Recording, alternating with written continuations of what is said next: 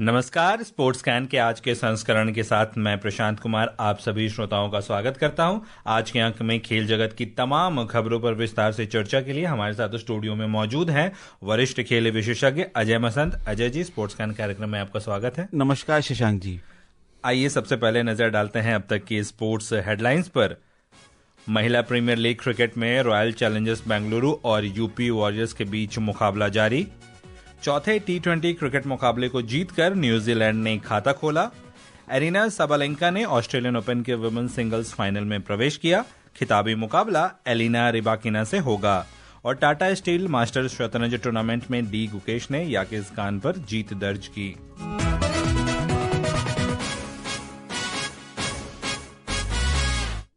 सीधे चलते हैं वडोदरा, जहां महिला प्रीमियर लीग का मुकाबला जारी है। वडोदरा में महिला प्रीमियर लीग क्रिकेट में रॉयल चैलेंजर्स बेंगलुरु ने यूपी वॉरियर्स के खिलाफ टॉस जीतकर गेंदबाजी का फैसला किया है। ताजा समाचार मिलने तक यूपी वॉरियर्स ने 12 ओवर में 3 विकेट पर 96 रन बना लिए हैं। अंक तालिका में बेंगलुरु पहले, वहीं यूपी 5वें स्थान पर है। अच्छा स्टार्ट मिला था यूपी को। मैक लैनिंग ने अच्छी शुरुआत दी, 30 गेंद पे 41 बनाए, लेकिन अब टीम रास्ता भटक गई है। देखिए, ये पूरा सिलसिला, पूरा सीजन है डब्ल्यूपीएल का यूपी वॉरियर्स के लिए ऐसा ही रहा है। बहुत अच्छा परफॉर्मेंस नहीं आ पा रहा है। उसके बहुत सारे रीजंस हैं। मतलब एक तो कलेक्टिव फेलियर होता है, जैसे बैटिंग बॉलिंग, जैसे आपने बताया कि शुरुआत बहुत अच्छी की मैक लैनिंग ने, लेकिन उसके बाद फिर जल्दी विकेट चटक गए जी। तो देखिए, जहां भी कंसिस्टेंसी होती है वहीं पे पॉइंट्स आते हैं। और रॉयल चैलेंजर्स बेंगलुरु ने दिखाया कि जो उनके जो पहले 5 मैचेस जो उन्होंने जीते, सबसे बढ़िया team Mumbai Indians 2 time champions को भी हराया उन्होंने उसी दौरान, और 10 पॉइंट अर्जित किए। तो डेफिनेटली उनके पास मोमेंटम था। और मेरे ख्याल से उन्होंने प्लेऑफ्स में जगह बना भी ली है स्मृति मंधाना की टीम ने। लेकिन अभी जो 2 उनको थोड़ी डिसअपॉइंटमेंट्स लास्ट 2 गेम्स में हुई हैं, जिसमें उन्होंने एक मैच दिल्ली कैपिटल्स के साथ वो हारे, बड़ा ही क्लोज मैच। उसके बाद मुंबई इंडियंस ने भी उनको 15 रन से हराया। तो ये 2 मैच जो हारे हैं, इसके चलते जहां की ये बहुत पहले ही अपनी फाइनल्स में जगह बना लेते, अभी तक प्लेऑफ्स पे ही अटके हुए हैं। लेकिन अगर आज royal Challengers Bengaluru UP warriors को हरा देते हैं तो इनको 2 पॉइंट मिल जाएंगे, जिससे इनकी जो टोटल 12 पॉइंट्स हो जाएंगे और ये डायरेक्ट एंट्री कर लेंगे आपका WPL प्लेऑफ फाइनल्स में प्लेऑफ में नहीं, फाइनल्स में चले जाएंगे as a top most team. तो वो फाइनल में चले जाएंगे। प्लेऑफ्स के लिए फिर अलग दूसरी टीम्स जो हैं compete करेंगी। यूपी वॉरियर्स के साथ ये है कि इनके पास सिर्फ 4 पॉइंट हैं अभी तक। और लेकिन इनके पास एक बात यह है कि इनके पास 2 मैचेस खेलने, बाकी और सब टीम्स को जो है 3 टीम्स को जो है एक मैच खेलना है। यूपी वॉरियर्स को 2 मैचेस खेलने हैं। तो 2 मैचेस मतलब 4 से ये मैक्सिमम, अगर दोनों मैचेस जीतते हैं अगले, तो ये आज और अगला जो मैच होगा तो इनके 8 पॉइंट हो जाएंगे जी। लेकिन इसके साथ इनका जो नेगेटिव रन रेट है वो भी कहीं ना कहीं आड़े आ रहा है और इनकी प्रोग्रेस रोक सकता है। बहुत सारे परम्यूटेशंस एंड कॉम्बिनेशंस है यूपी वॉरियर्स को प्लेऑफ्स तक पहुंचने के लिए। मुश्किल है लेकिन असंभव नहीं है। अगर बहुत अच्छे ये ज्यादा विकेट से जीते हैं या एक अच्छे मार्जिन से जीते हैं तो डेफिनेटली ये they can think of hope of entering the playoffs. But अभी थोड़ा मुश्किल लग रहा है जिस हिसाब से इन्होंने विकेट्स लूज किए हैं। और रॉयल चैलेंजर्स बेंगलोर की बहुत प्रोफेशनल टीम है और जीत भी सकती है ये मैच जी। हालांकि इस बार एलिस पेरी इस टीम में नहीं थे, लेकिन उसके बावजूद रॉयल चैलेंजर्स बेंगलुरु ने अच्छा प्रदर्शन किया है। देखिए, स्मृति मंधाना टीम की कैप्टन है, इंडिया टीम की वाइस कैप्टन है, और जो भी वर्ल्ड कप जीते हैं उसकी भी वाइस कैप्टन थी Indian world cup winning team की। तो डेफिनेटली एक्सपीरियंस है, बहुत सारे इनके पास एक्सपीरियंस प्लेयर्स भी हैं। और जिस हिसाब से इन्होंने आपने देखिए कंसिस्टेंसी दिखाई, पहले 5 मैचेस में धड़ाधड़ 5 पॉइंट जीत के इन्होंने 10 पॉइंट अर्जित किए। उसी का ही जो है ये आज जो है इनको एडवांटेज मिला हुआ है और आज जीतते हैं तो डायरेक्ट फाइनल में पहुंच जाएंगे जी। और उधर चौथे टी20 क्रिकेट मुकाबले में कल न्यूजीलैंड ने भारत को 50 रन से हराया। पहले बल्लेबाजी करते हुए न्यूजीलैंड ने निर्धारित 20 ओवर में 7 विकेट पर 215 रन बनाए। 216 रन के लक्ष्य के जवाब में भारतीय टीम 8 गेंद शेष रहते 165 रन पर सिमट गई। शिवम दुबे ने 23 गेंद पर सर्वाधिक 65 रन की पारी खेली। वहीं टीम साइफर्ट ने 62 रन बनाए। साइफर्ट को प्लेयर ऑफ द मैच चुना गया। एक्सपेरिमेंटेशन का दौर जारी है। यहाँ काफी सारी एक्सपेरिमेंटेशन हो रही है। देखिए कल के मैच में हार्दिक पांड्या जो सबसे अच्छे दुनिया के वर्ल्ड नंबर 1 ऑलराउंडर माने जाते हैं, उन्होंने बॉलिंग नहीं करी, और शिवम दुबे ने भी बॉलिंग नहीं करी। Ishan Kishan for reasons best known team में शामिल नहीं हुए। अर्शदीप टीम में आए, और उसके अलावा भी बहुत सारे चेंजेस हुए जिसके चलते मतलब जो इंडिया की, और ऑफ कोर्स जो संजू सैमसन है जिनका जो परफॉर्मेंस है, ये चारों मैच इन्होंने खेले लेकिन इनमें किसी भी मैच में इनका परफॉर्मेंस नहीं आया एज अ बैटर। चारों मैच में बहुत बिलो पार। जब हम यहाँ सोच रहे थे कि ये एक पोटेंशियल हैं जो T20 वर्ल्ड कप के लिए खेलने के लिए, मुझे लग नहीं रहा कि इतना वीक परफॉर्मेंस दे के वो आ पाएंगे, टीम में जगह बना पाएंगे।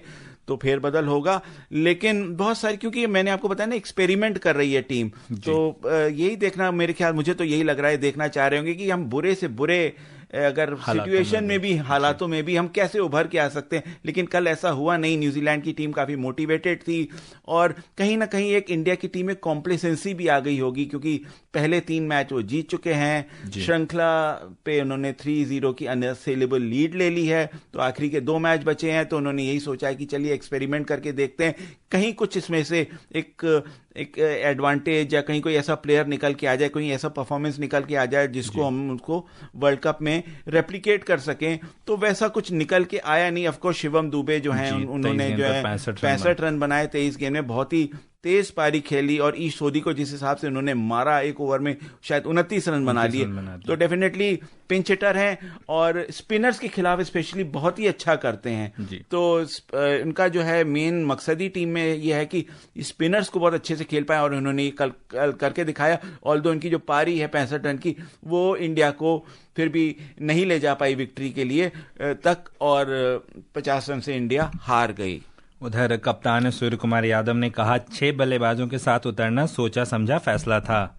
We purposely played 6 batters today. We wanted to have 5 perfect bowlers and wanted to challenge ourselves. Like for example, if we're chasing 200 or 180 and we wanted to see if we're 2 down or 3 down, how does it look? But then it's fine at the end of the day. And we wanted to play all the players who are part of the World Cup squad. Otherwise, we would have played other ones. कप्तान ने कहा कि विश्व cup की तैयारियों के मद्देनजर हम जानबूझकर मुकाबले में चेस करना चाहते थे। जी, we've been batting really well when we've batted first, so I wanted the guys to take that responsibility if we're chasing 180 or 200 and 2 wickets or 3 wickets are down, and see how we bat. So it's a good challenge. Hopefully if we get an opportunity again in the next game, we might chase again, but at the end of the day, good learning.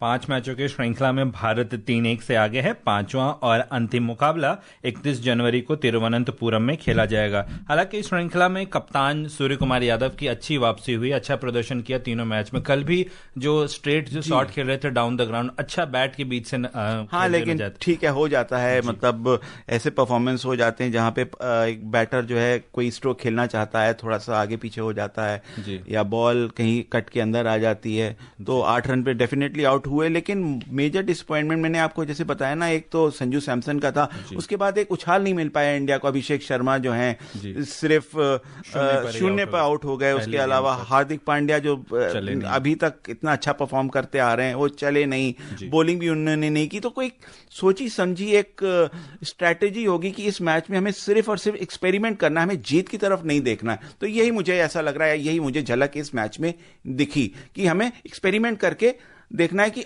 आगे हम world cup T20 world cup में ऐसी situation आएगी तो हम कैसे perform करेंगे। मेरे ख्याल से इस मैच का मकसद यही था, और अगले मैच का भी मकसद मुझे लग रहा है ऐसा ही होगा। जी, चर्चा करते हैं शतरंज पर। टाटा स्टील मास्टर्स शतरंज टूर्नामेंट में विश्व चैंपियन डी गुकेश ने यागिज खान अर्दुगुम्स के खिलाफ जीत हासिल करके प्रतियोगिता में वापसी की। उनके अब संभावित 10 में से 5 अंक हो गए हैं। वहीं भारत के शीर्ष रैंकिंग के खिलाड़ी अर्जुन एरिगेसी को जर्मनी के विंसेंट कीमर से हार का सामना करना पड़ा। उधर भारतीय ग्रैंड मास्टर और महिला विश्व कप विजेता दिव्या देशमुख इस साल नॉर्वे शतरंज महिला टूर्नामेंट में अपना पदार्पण करने के लिए तैयार है। इस टूर्नामेंट का आयोजन 25 मई से 5 जून तक ओस्लो में होगा। पहली बार इस टूर्नामेंट में हिस्सा ले रही है दिव्या देशमुख। जी हाँ बिल्कुल, लेकिन इंडियंस जो हैं पहले भी पार्टिसिपेट करते आए हैं। विश्वनाथन आनंद ने कई बार इसमें पार्टिसिपेट किया है। उसके बाद पिछली बार भी गुकेश और अर्जुन एरिगैस इस टूर्नामेंट में खेले थे। विमेंस टीम अगर बात करें तो उसमें कोनीरू हम्पी जो 2 टाइम वर्ल्ड चैंपियन है, रैपिड चैंपियन है वो, उसके अलावा आर वैशाली वो भी ग्रैंड मास्टर है इंडिया की, वो भी इस नॉर्वे चेस में खेली थी। तो ओवरऑल जो है नॉर्वे चेस में इंडिया का परफॉर्मेंस, मतलब कोई टाइटल आज तक नहीं जीता है लेकिन परफॉर्मेंस अच्छा ही आया है। और मैग्नस कार्लसन जैसे प्लेयर्स को भी जो है, और फेबियानो कारुआना जैसे प्लेयर्स को भी इन हमारे इंडियन प्लेयर्स ने हराया है डेफिनेटली। तो डेफिनेटली दिव्या देशमुख यंग हैं, 19 साल की हैं, और world cup, women's world cup title खिताब जीता था, आपने याद करिए बैटूमी में जीता था जॉर्जिया में पिछले साल, जिसके चलते वो विमेंस कैंडिडेट्स के लिए भी क्वालिफाई करी थी और ग्रैंड मास्टर भी बन गई थी। She became the 4th grand master, a woman who became a 4th grand master. उन्होंने ग्रैंड मास्टर टाइटल भी अर्जित करी थी उसी परफॉर्मेंस के बेसिस पे। तो डेफिनेटली अपकमिंग प्लेयर हैं। गुकेश भी 19 साल के हैं, दिव्या देशमुख भी 19 साल के हैं, और एक वर्ल्ड चैंपियन है और ये विमेंस वर्ल्ड कप विनर है। तो definitely the future is very bright. और नॉर्वे चेस की बात करें तो नॉर्वे चेस भी एक ऐसा प्लेटफॉर्म है जो यंगस्टर्स को बहुत अच्छा एक अपॉर्चुनिटी देता है, मतलब परफॉर्मर्स को, यंगस्टर्स मींस परफॉर्मर्स को अपॉर्चुनिटी देता है to excel and give a good prize money. तो इसके चलते इन्होंने दिव्या देशमुख को भी बुलाया, और प्रज्ञा नंदा जो हैं, जो ओपन कैटेगरी में खेलेंगे नॉर्वे चेस में इसी साल, वो भी शामिल हैं। तो अभी मेरे ख्याल से 3 ओपन सेक्शन में और 3 विमेन सेक्शन में जो है प्लेयर्स को इन्होंने शॉर्टलिस्ट किया है, इनवाइट किया है। अभी क्योंकि ये 6 प्लेयर का टूर्नामेंट है, तो अभी 3 प्लेयर और नॉर्वे चेस विमेन में और 3 प्लेयर ओपन सेक्शन में और इनवाइट करेगा। हो सकता है कुछ और इंडियंस भी हों वो इस टूर्नामेंट में आ जाएं in the coming few days. तो इंडिया की जो है एक 4 या 5 प्लेयर भी आने की उम्मीद है। अभी सिर्फ 2 हैं और भी बढ़ सकते हैं इसमें। जी। ऑस्ट्रेलियन ओपन के विमेन सिंगल सेमीफाइनल में एरिना सबालेंका ने यूक्रेन की एलिना स्वितलोना के खिलाफ 6-2, 6-3 से सीधे सेटों में जीत दर्ज की। सबालेंका शनिवार को मेलबर्न में खिताब के लिए एलेना रिबाकिना से भिड़ेंगी। सुनते हैं एक रिपोर्ट।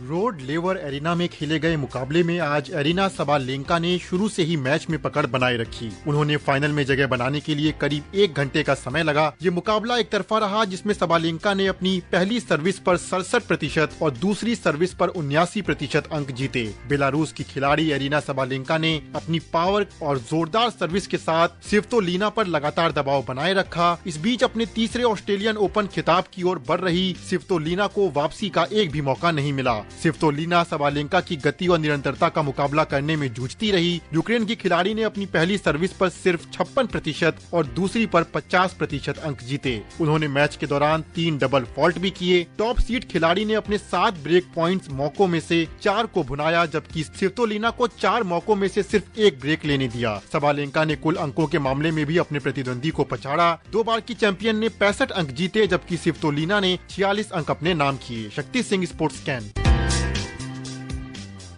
चौथा ऑस्ट्रेलियन ओपन फाइनल है सबालेंका का, और रायबकीना ने भी अक्टूबर से 19 में से 18 मुकाबले जीते हैं। जी हाँ, डेफिनेटली रिबकीना जो है वो 2022 में विंबलडन चैंपियन भी रही थी, और सबालेंका तो 4 मेजर्स जीत चुकी हैं, जिसमें से ऑस्ट्रेलियन ओपन उनका फेवरेट हंटिंग ग्राउंड है। 2023 और 2024 में इन्होंने ये खिताब जीता था, 25 में नहीं जीत पाई थी, 26 में हो सकता है वापसी हो, और फाइनल में पहुंच चुकी हैं। बहुत टक्कर का मुकाबला होगा। एक विंबलडन चैंपियन रहा है और एक 2 टाइम ऑस्ट्रेलियन ओपन चैंपियन है, 2 टाइम यूएस ओपन चैंपियन भी हैं सबलेंका। तो डेफिनेटली चोटी की टक्कर होगी, लेकिन मैं कहूंगा कि सबलेंका का जो पावर गेम है वो इनको जो है खिताब की तरफ, तीसरे ऑस्ट्रेलियन ओपन खिताब की तरफ ले जाएगा। उधर FIH hockey mains pro league का आगामी चरण 10 से 15 फरवरी तक राउरकेला के बिरसा मुंडा अंतर्राष्ट्रीय हॉकी स्टेडियम में आयोजित किया जाएगा। लीग के मद्देनजर हॉकी इंडिया ने सीनियर मेंस नेशनल कैंप के लिए 33 सदस्यों वाले संभावित कोर ग्रुप की घोषणा कर दी है। संक्षिप्त में जानना चाहेंगे, किशन बहादुर पाठक को इस टीम में ऐड नहीं किया? जी हाँ, किशन बहादुर पाठक को ऐड नहीं किया क्योंकि प्रिंसदीप सिंह एक प्लेयर है जो एशियन चैंपियनशिप जो हुई थी, एशियन जूनियर चैंपियनशिप हुई थी, उसमें वो उभर के आए थे अच्छे गोलकीपर के रूप में, तो उनको अपॉर्चुनिटी दी गई है। मेन डिसअपॉइंटमेंट ये है कि मनप्रीत सिंह को नहीं रखा है, जो 2 ओलंपिक मेडल जीत चुके हैं और फॉर्मर कैप्टन है, वो एक डिसअपॉइंटमेंट है, लेकिन आई सपोज वो उसको ओवरकम करेंगे और इसमें अच्छा प्रदर्शन देंगे। पिछली बार इनकी जो है 8th पोजीशन आई थी, hopefully they will do well this time. बिल्कुल। और श्रोताओं, अब समय हो चला आपसे विदा लेने का। अजय जी, आप हमारे स्टूडियो में आए और तमाम खेल खबरों पर हमारे साथ चर्चा की, इसके लिए आपका धन्यवाद। धन्यवाद। और श्रोताओं, इसी के साथ स्पोर्ट्स कैन की पूरी टीम को अनुमति दीजिए। नमस्कार।